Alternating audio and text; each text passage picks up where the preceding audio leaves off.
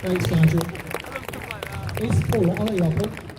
I'd like to introduce you to Paul Buckland from Quays. He's going to say a few words as well. Thank you very much. Good afternoon. I don't often find myself in a position of agreeing with everything the manager says, but following that rousing speech, I have to say I do, so thank you very much. I was asked to come in this afternoon just to talk about the position that we have. Can't hear you. Is that better? Yes. Right, sorry about that. I have a letter here that I received on Thursday from Mr. Gibb, who is the school standards minister, and reading that letter made me feel immense frustration, and that sums up my position and how I feel about this whole issue. It's full, as has already been mentioned, of the disingenuous rhetoric that we keep hearing from the DFE and from the government, telling us that they're putting more and more money into education without including the fact that the numbers are increasing, and that we're having to face £3 billion worth of savings nationally. And he's suggesting that that shouldn't have any impact on teaching or any of the courses or the curriculum that we offer. And we can make all that money, so save all that money through procurement and more efficiencies. That's very difficult. 85% of my budget's on staff, and we're not alone in having these difficulties. 27 out of 37 of the secondary schools in Cumbria are facing the same issues. And the primaries as well, who I'm sure are represented here, they too are feeling the same problems.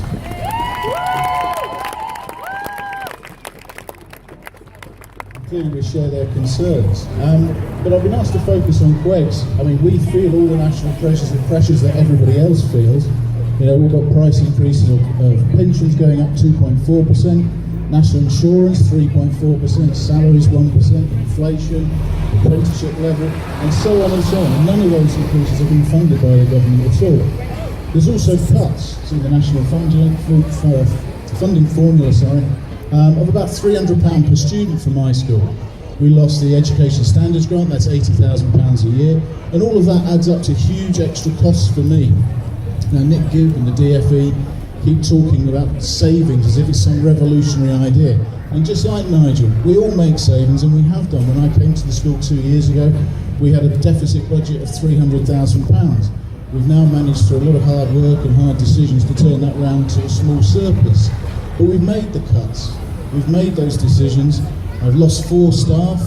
I've had class sizes of 32 at Key Stage 3. I've reduced the leadership team and increased staff contact times as teachers are working harder and harder. We bid for extra money when we can, and we use that to the best effect. But unfortunately, the DFE just seem to think that we can carry on cutting.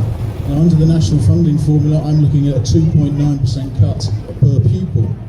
And in 3 years' time, that will leave me with a deficit of £500,000. And inevitably, that's going to have an impact on students and the curriculum that we can offer. On the one hand, the DFE are telling me I've got to offer a broad curriculum, but on the other hand, they're cutting me off at the knees, and I haven't got the capacity to do that because of the funding. I started by saying how frustrated I feel about this. Well, I'm frustrated because the DFE, as has been said, are playing semantic games with our education system. They're insulting our intelligence using fake numbers, and I find it incredibly frustrating that Mr. Gibb and the others don't acknowledge that they're playing with the future of our children, and that means the future of everybody who's here today.